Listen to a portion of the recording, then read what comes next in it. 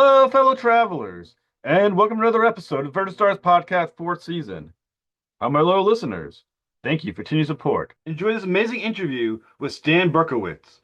You know him as the writer behind Batman Beyond and Superman the Animated Series.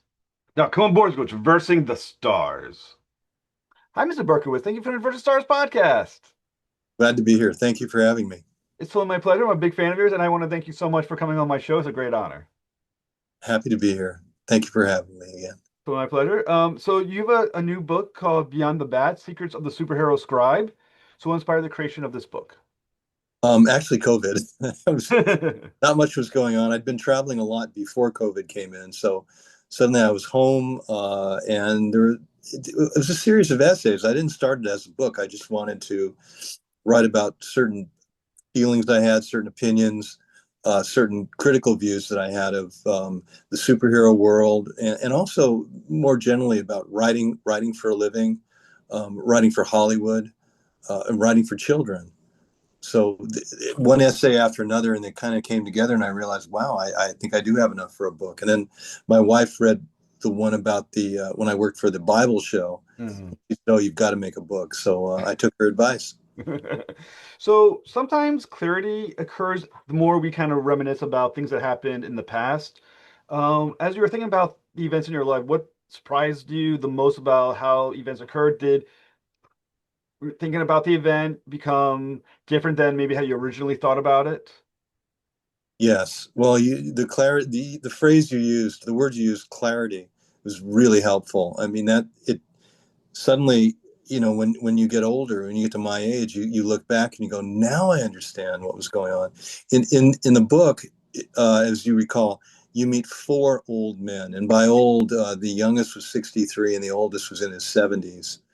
And of the four of them, they were all very successful in their lives, in their careers, a lot of money, but three of them were really bitter, as you remember, really, Yeah. really bitter and angry and lashing out in all directions. Happily, the fourth one was Stan Lee, who was not at all bitter and an absolute pleasure to work for. I do talk about what it was like to work with him, but being the age I am now, which was the age of those old men that I talked about, you get a sense of why they might have been so angry. Mhm. So the age, waiting all these years to write the book did bring clarity. It helped me see them. It helped me see through their eyes, or at least I think I saw through their eyes. Now, absolutely, you're writing about events that happened in your life as a younger man. With objectivity, did you think, maybe I was more right here, maybe I was not right here? Did you start thinking, did you start thinking about the decisions you were making in your life about certain projects or that you either took or didn't, or something happened or didn't happen? Yeah, in the chapter about film school, I looked back and thought, there were certain things that I had an attitude of like, well, I'm going to be an artist, and I'm not going to be a professional.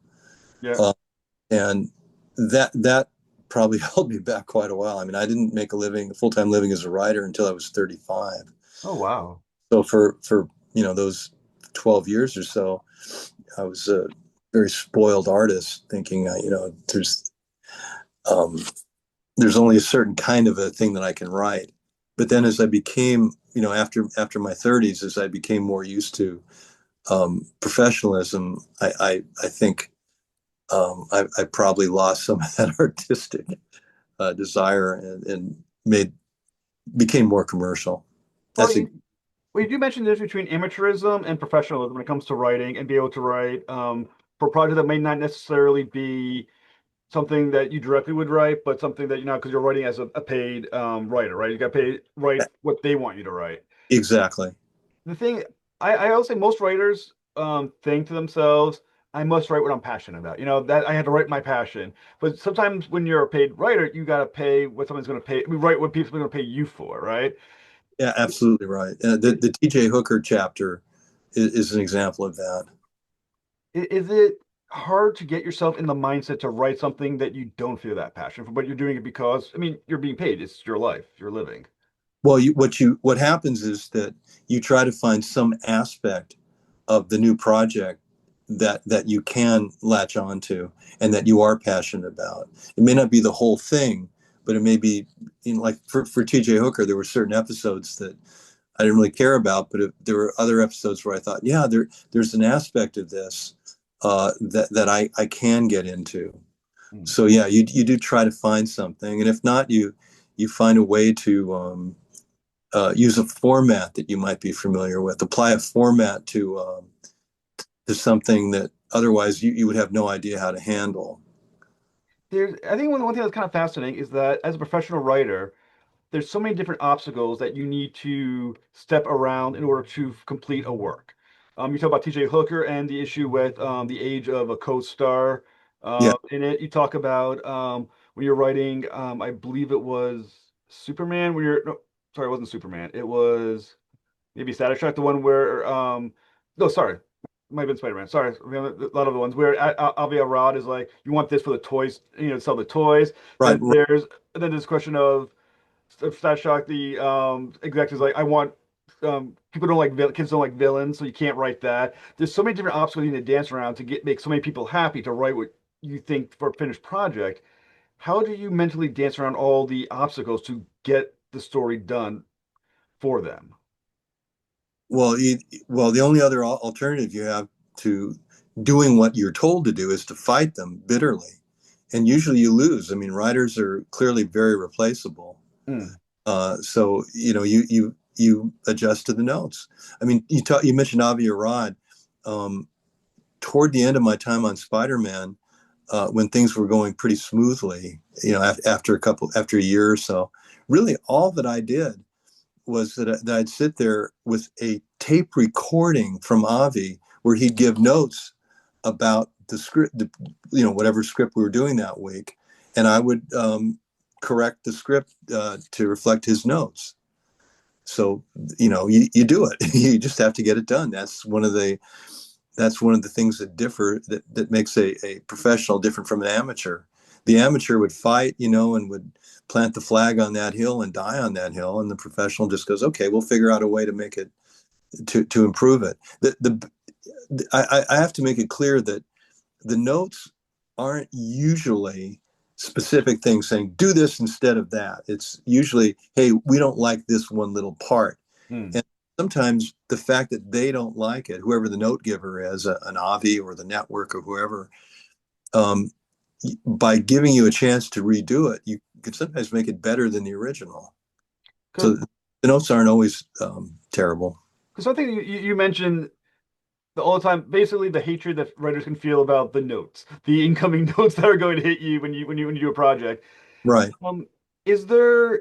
I mean, do you sometimes as a writer, especially as a newer writer, seize up when you just know that whatever you're going to write the first draft is going to then be shredded by any number of five, six different layers of um, executives that all want their piece and their ideas mentioned in your story? Is that hard to then get yourself in a position to then do that first initial draft before they get a hand on it? Um, Not for me. However, I can give you a good story. Okay.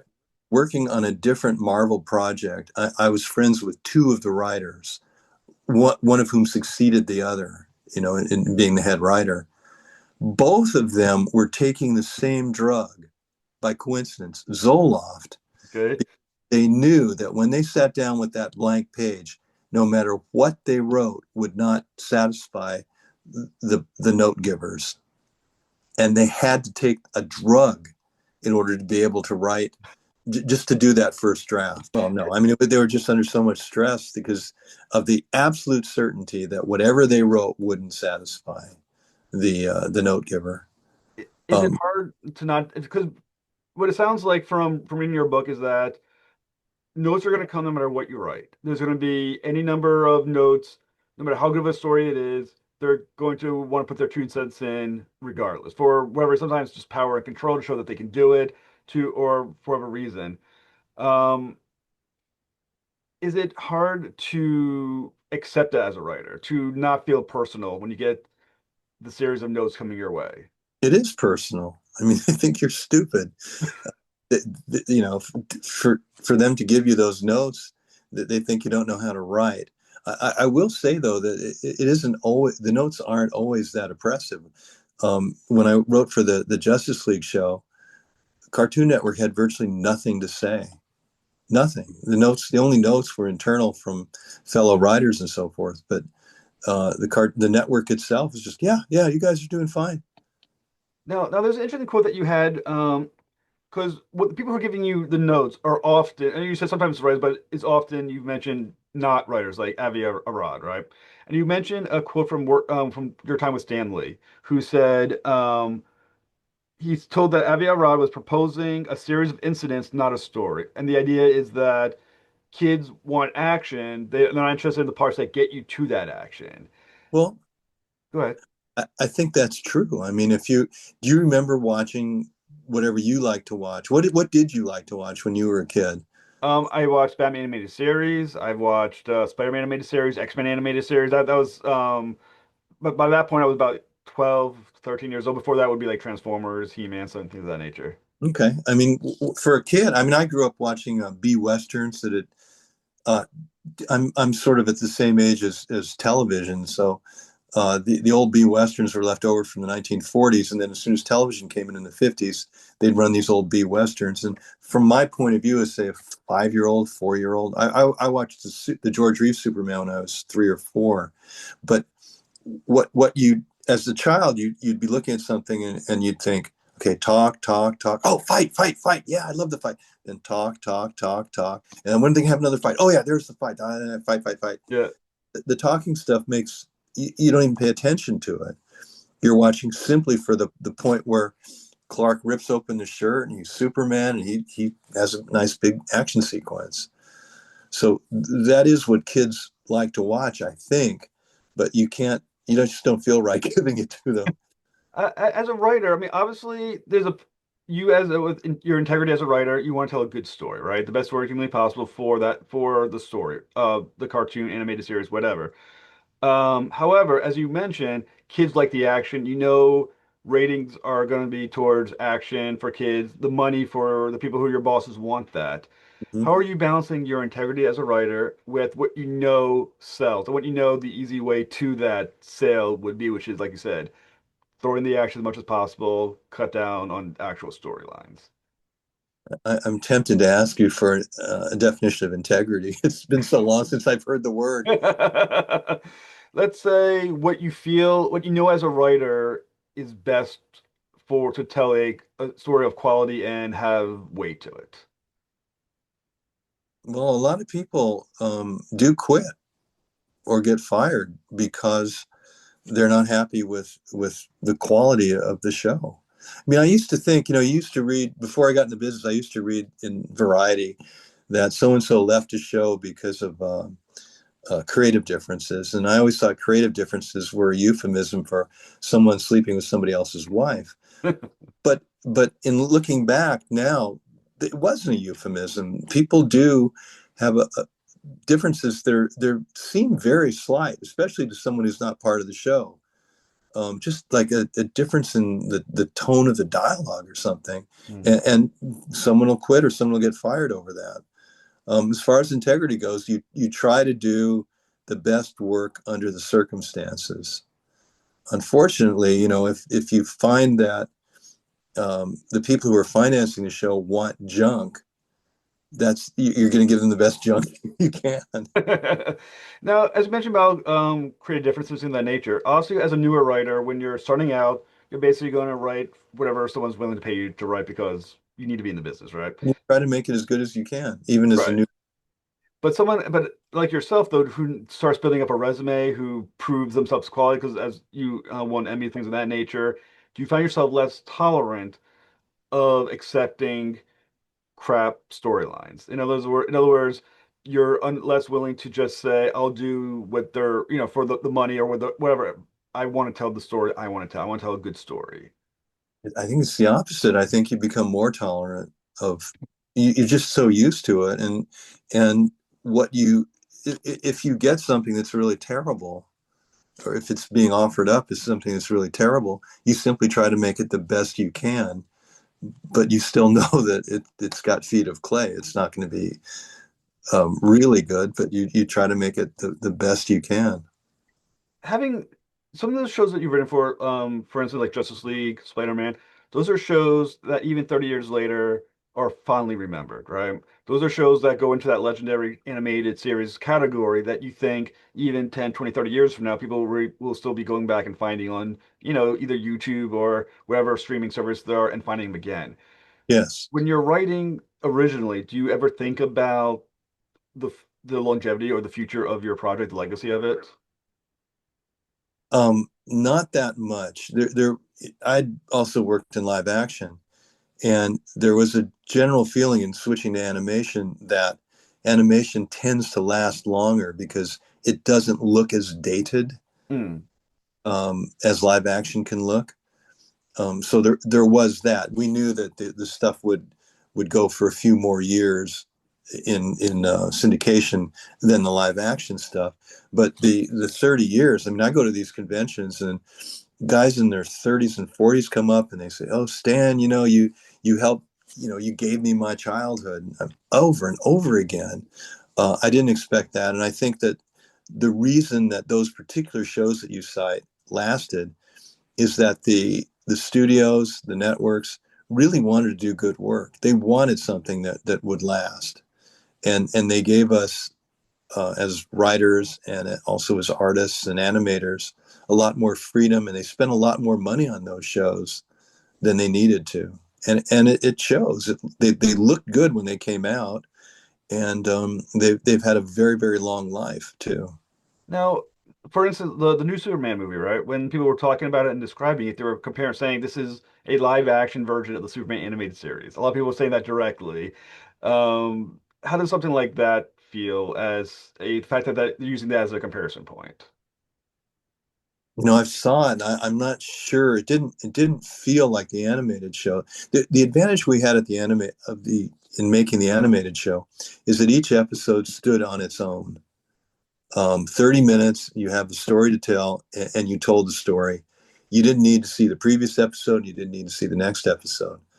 Um, that's a nice and appealing format for writers to work in. The Superman movie to me was a big spectacle, and it different. I think in some ways it was inspired by the show. I think that James Gunn, I have a feeling he did watch our shows, Mm. and a feeling he liked them. But the spectacular aspect of the new Superman movie is fundamentally different from the stories we were trying to tell Mm. on the animated show.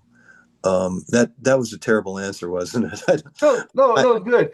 I mean, the one thing that you do appreciate the most from, and not the most, but it's one aspect of Superman, the animated series that is so impressive is that more so than Batman animated series, with the Superman animated series that constructed kind of like your first well, the Justice League, where you start getting this unified universe of cartoons, right? Because they started introducing a lot of different characters. mm-hmm. What was that experience like, knowing that you were writing something like Superman that was expanding into this much larger universe in a way that, in many ways, Batman animated series, though it was great, never quite did. Well, first of all, I didn't work on Batman the animated series, and I liked it very, very much. The stories were really well constructed. The artwork was beautiful. The character designs terrific. As far as Superman goes, we did not know when we were doing Superman that it would expand into the Justice League. That happened later. In fact, the order of it was that we did Superman for 50 episodes, then went back to Batman and Superman episodes, Mm. and then went to Batman Beyond. And only after Batman Beyond did Warner's Animation decide to make the Justice League. But now that you mentioned Justice League, the this I'll go back to Superman movie for a moment. The Superman movie felt more like an episode of Justice League than an episode of Superman Mm. because of the Hawk Girl and Green Lantern. We never wrote for Mr. Terrific, so he was a real find. I enjoyed seeing him in the movie a lot. Mm. Maybe we did write for Mr. Terrific. I can't remember. I don't think we did. And he might have showed up in the Unlimited series, I think. Might have. I think. So yeah, I have a feeling that um, maybe Mr. Gunn was inspired more by the Justice League cartoons than by the Superman cartoons. I think Hmm. because that would have fit in. His Superman storyline would have fit in more to Justice League than to the Superman TV show. And one thing that interesting part of the story when you read throughout the book that you wrote. On the one hand, you talked about Superman the animated series and how what made it great was that you never winked at the audience, right? It was written for in many ways for adults as much as children, okay? Right, Which is also you mentioned it's also got an Emmy. Interestingly enough, you tell another story about the Justice League cartoon with that the family. I can't remember who the guy was who said that the first season of Justice League they would watch it with their kids and they would rehearse and say all the lines. And you mentioned that they didn't say anything about season two because that one was written a little bit older. right.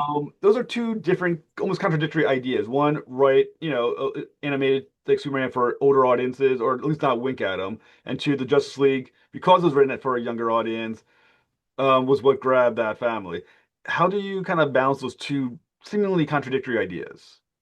You mean writing for kids or writing for the whole family? Writing for the younger audience for kids and have that the rewards from doing that. In other words, having the family combined, and also writing for Superman, which is seemingly written for a slightly older or a wider range of an audience and that was also viewed as this great Emmy-winning series. So that seems like almost two different ways of approaching a story, both seemingly having great reward from it. In other words, and how it played out. I'm just wondering how you balance those two ideas for from writing in the future. You know what? It's alchemy. I have no idea how that works. I mean, you're trying to create a very delicate balance between something that is not it's not too adult for children and not too childish for adults. In on the show called Superboy, which I worked on about 35 years ago, they tried to do that. They had the child audience. It was the early episodes were kind of silly, but then they decided, well, the producers decided, well, let's make it a little bit more mature. And I think that when they tried to do that, they lost both audiences. Hmm. Um, it is just it's pure alchemy. You know that like I said before, there's an aspect of creative differences where it's just a very slight difference. I mean, do you know? Are you able to sing? Do you know much about singing? I don't either, but I've always heard that you can tell when someone who's next to you is singing a little bit off key, and it just doesn't work. It ruins everything, and you have to get that perfect pitch, and it's not easy. Believe me, you get the perfect pitch that will make your show appeal to very young audiences and the older audiences.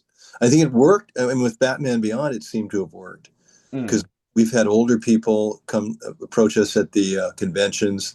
Oh yeah, I grew up. A person will say, "Well, yeah, I grew up on that show, and now I'm showing it to my kids. The kids really like it." Um, it's really a very delicate thing. You're it's a tightrope. You're walking a tightrope, I think. When you are writing or looking back at some of the series that you wrote, especially in real time, let's say you looking back at a season that you wrote of an anime series, maybe after completing it, things of that nature. I imagine you reflect upon it. There's probably a slight postmortem on what happened with that TV show. And like I said, you've written for some series as well that are absolutely legendary. Like I said, Spider-Man animated series, Batman, things of that nature. Do you know when you're writing it that the show is going to be successful? Do you know this is we've achieved a quality that while you're doing it, or is it just kind of looking back, going, "Hey, people are still talking about that show. That must have been good." Well, ratings. Spider-Man, I was truly surprised and very happy. The ratings were enormous. It was a Saturday morning show, and we were looking at ratings that none of the other networks came even close. I mean, the closest thing for Spider-Man's ratings was X-Men, Hmm. and X-Men wasn't even a competitor. It was just on at a different time. So the ratings were just incredible. So we knew right away as soon as the thing debuted. But again, I started working on the show in February, and the show didn't premiere until November. So it was quite a long time. You had no idea how it was going to work out, and then, boom, ratings smash hit. Uh, so yeah, you knew right away that it was going to be successful when we saw those ratings. Are there any shows that didn't have good ratings that you worked on that you thought yourself, this deserves better?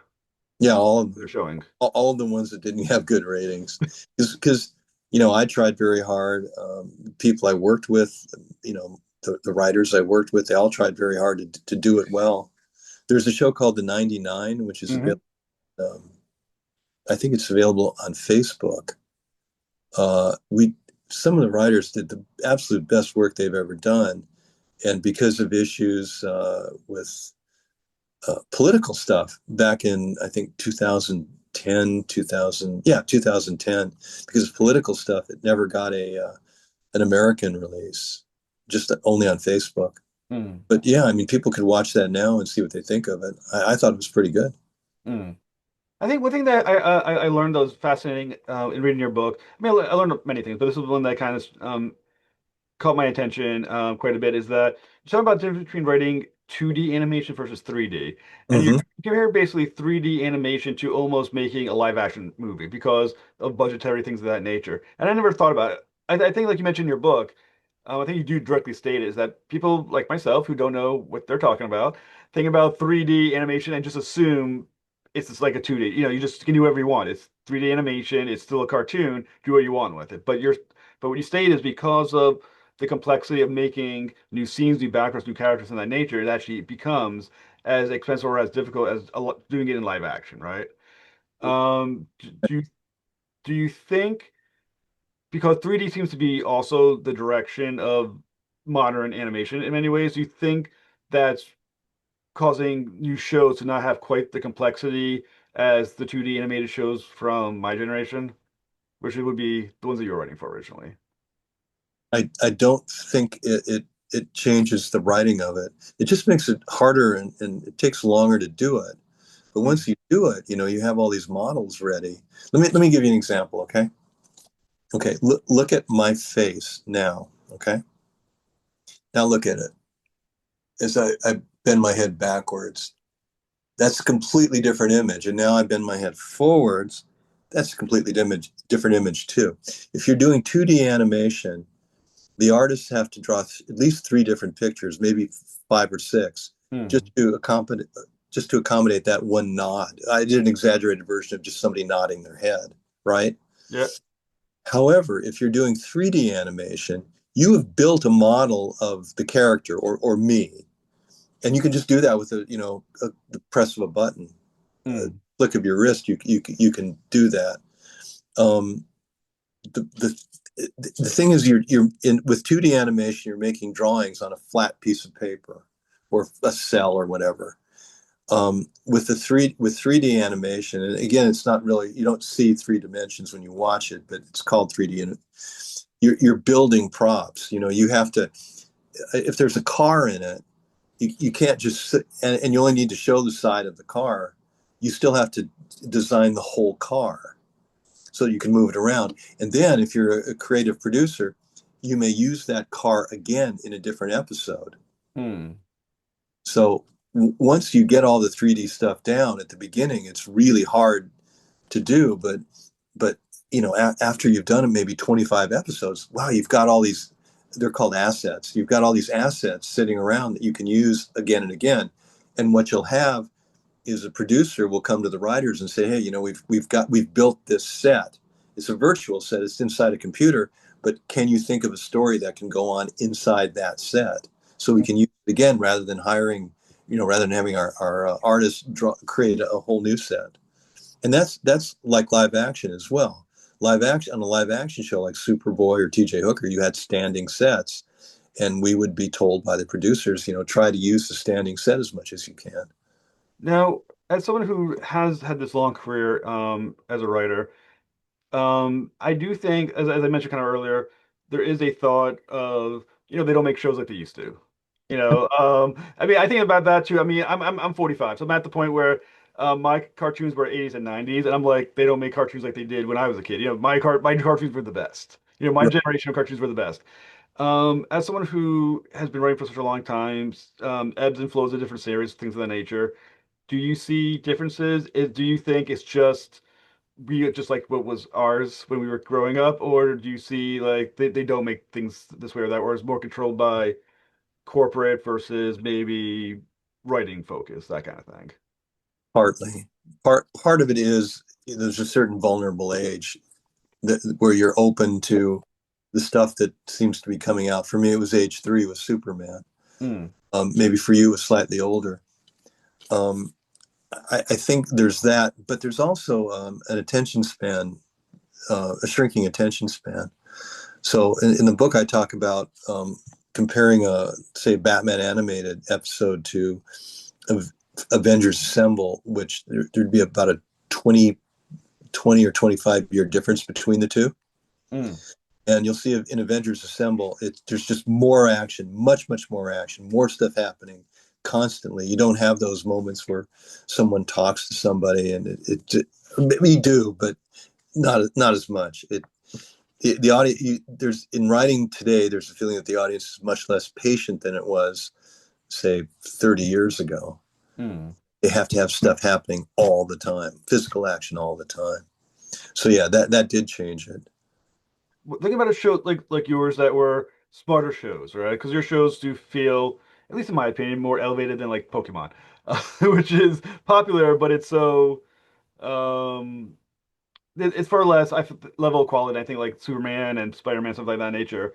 Do you think shows like that would still be successful now, or do you think you would have been forced to, as you said earlier, or I think it was Avi Arad, bring up more action? More action, and you've been forced to strip away the story a little bit. You would have to, yeah. You wouldn't have the pacing that, say, Batman the Animated Series had, where you build to something. You'd have to be crashing along because you just don't want those kids to turn the channel, Mm. because there's so Right. much more. Well, there's so much more competition for their attention as well. Mm. Don't forget that when Batman the Animated Series came out, there were 4 networks, and Fox was the new one at that time. Mm. Um, so now, I mean, there's so much to do, and a lot of it's just kids will be sitting there staring at their phone. I think I do want to read a small quote that you had in the book because I think it was actually the I thought about it for a while after because I think it was one of the funniest quotes I had read in a long time. It's when you're working, I believe, on Friends and Heroes. Okay, so I'm gonna read the quote. I think the one you mentioned a little bit earlier. So I'm just gonna read. So just give me a moment. You said this is about writing credit. Oh, Um, yeah. on the side, you wrote, had the guild's credit arbitrators tried to consider the authorship of the Old Testament stories, they wouldn't run into the claim that the book was written by God himself. If they accepted that notion, I would have been happy to share credit with him. But since I had contributed more pages to the script than he had, I would have wanted first billing. I think that was absolutely hysterical. And I think it's kind of also kind of goes into like there's certain absurdity to the Hollywood system. It kind of seems like on some level, and for as writing credits and things of that nature, is God. that kind of like an illustration of just how crazy it all is in like writing the Hollywood world, as it were? Well, the credits are a story in themselves because what you could do two shows about the credits alone. Generally speaking, the reason that credits are important is that they determine who gets the residual money. Mm, In this case, Friends and Heroes, there's no residual money. There's ego. There's ego involved, of course, but I have been an arbitrator, by the way, one of the judges in determining who gets credit for what. It's a crazy system. The Writers Guild did not. Even the Writers Guild would admit that their system is not perfect, but it is the standard. It's better than all. It's like what Winston Churchill said about democracy. It's mm.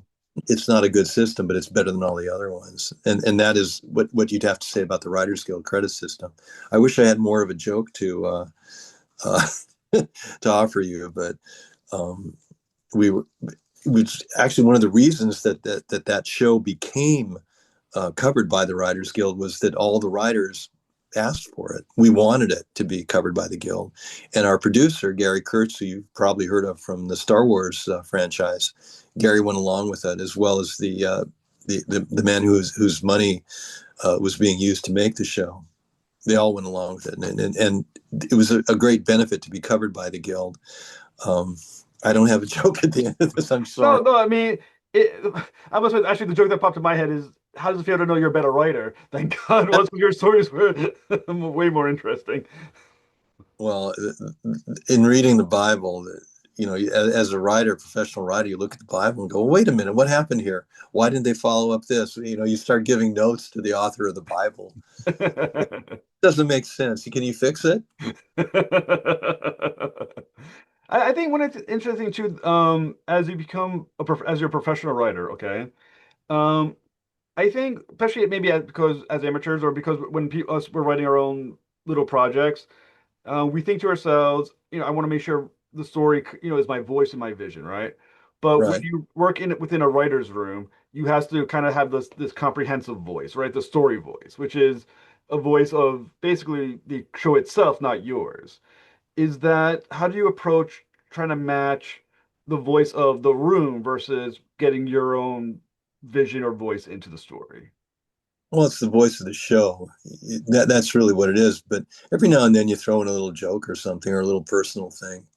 I did that a couple times on Spider-Man. That was fun. People, geez, I mean, I've been in a convention where people remembered lines. Oh yeah, you wrote that line.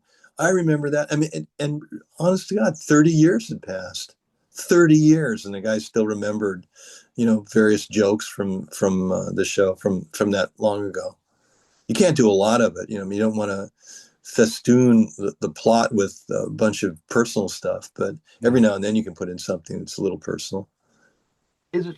I think one thing I wonder about, because I mean, I write indie comic books, is kind of the elasticity of writing, like making sure you can write any genre, any voice, whatever, which is hard to do. I mean, in it itself, that is a talent, right? I mean, some writers always sound the same no matter what they're writing, right? I mean, Michael Right. Crichton pretty much always sounds like Michael Crichton, no matter what book he's story he's writing, it sounds like him, right? Yeah. But when you write for a show, you can be have very much an elastic ability to write. So you want to need to write for different genres, different shows, and make it sound as much like it as possible. Is Hmm. that like how much of a skill is that on its own, and how do you get yourself into the mindset to write for these other into those other voices? Well, first of all, writers do get stereotyped. Hmm. You go to a writers guild meeting, and the comic the guys who do the sitcoms are a completely different group than the ones who do the action adventure stuff, and each one envies the other. But I think that's just part of professionalism to be elastic and to use your word to be able to write in different genres or write more importantly to write for different characters. Can you write for Superman and Spider-Man? And Hmm. they do have different voices. Spider-Man, self-doubt, guilt. Superman, much more of a do-gooder, a guy who's just very straightforward and wants to help people. Batman, a guy who's a tortured soul. If you're interested in, if as a writer you're interested in other people and other personalities, um, that's a helpful thing. Hmm. Because then you become kind of a psychiatrist to your characters, and you're fascinated by their differences. Now, one interesting thing is writing for something like the Justice League. We write for a whole lot of primary characters, right? Very strong, powerful superhero type characters.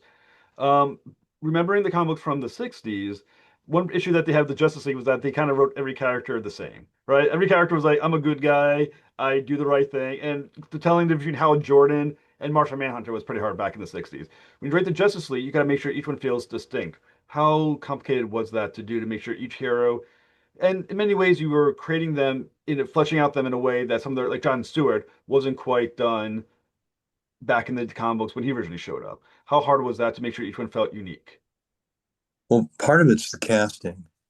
Once you hear the voice of the actor, you think, okay, now I know where that guy is coming from or where that woman is coming from.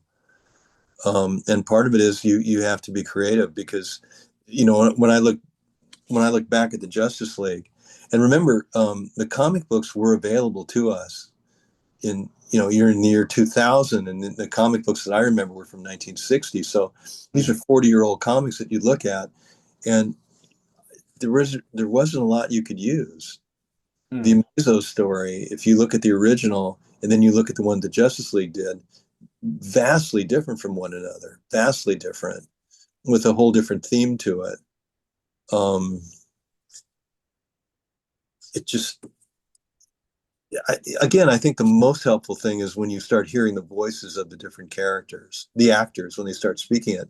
But again, you don't hear those until several scripts have been written. Mm. And then at which point it's kind of difficult. But again, that's where the creativity comes in. Let's make these people different. I mean, for Batman and Superman, it's fairly easy. Batman has a dark, cynical outlook, and Superman's hopeful. So Mm. those two things play off against each other pretty well. But again, the Martian, well, what's his deal? What's Aquaman's deal? And I thought the Justice League, the different writers did a very good job of differentiating those characters and making them seem like real people by and large. Now, the one thing that's very interesting about how you approach your book, okay, is that the stories that we've been talking about, right? You don't write your story in chronological order, right? It's not like this is, this is where I was born, this is, where I am now. Right. Everything's kind of out of order. Um, Kind of like what we've been discussing. How were you ordering it in a certain way? Was it like order based on a certain theme or idea? How were you choosing how you were going to set up line your essays? Well, almost randomly, sir. I'm sorry. What had happened was I had the essays, and even when they were all done, I still had no idea what the order would be. And I thought when I'm stacking them up originally on paper, it was chronological, and I realized that just to get to the animation stuff would be halfway through. You Mm, were halfway through before you got to the animation stuff. And a lot of the stuff that you would have seen at the beginning was just horrible. I mean, they're horrible stories. The character named Lucky who kind of wanted to be a writer but never got to be one. yep. That's really, really a sad story. And then there's the old man in the regret story who is bitter and furious, even living in a multi-million-dollar mansion and still just scared, just going to lose it all, frightened, lashing out at everybody. So I figured if I put all that stuff in at the beginning, no one stuff, and he's basically it's having dessert first. So what's the first chapter is how to win an Emmy. And I think it was fascinating about your book is that you do cover just a wide range of shows. Like I said, you talk about like the 99s who, that as you said, got is on Facebook now but never quite got released. Friends and Heroes, but then you talk about the series as well that are, like I said, going to be legends talked about forever. Right, It right. really kind of covers, I think, the complete range of a writer's career, right? Some stuff that you do that you love doesn't quite hit the way it did. Some stuff that you write might be like I said, golden. I think it was amazing how well it covered the full range of what it's like to be a writer in Hollywood. At least it's successful. I mean, a lot of writers probably don't even get that far, but to be a successful writer, you had such a long range of ups and downs in your career. Oh yeah, like almost everyone. Yeah. I think it was a great. I really did enjoy the book. I think it was fantastic.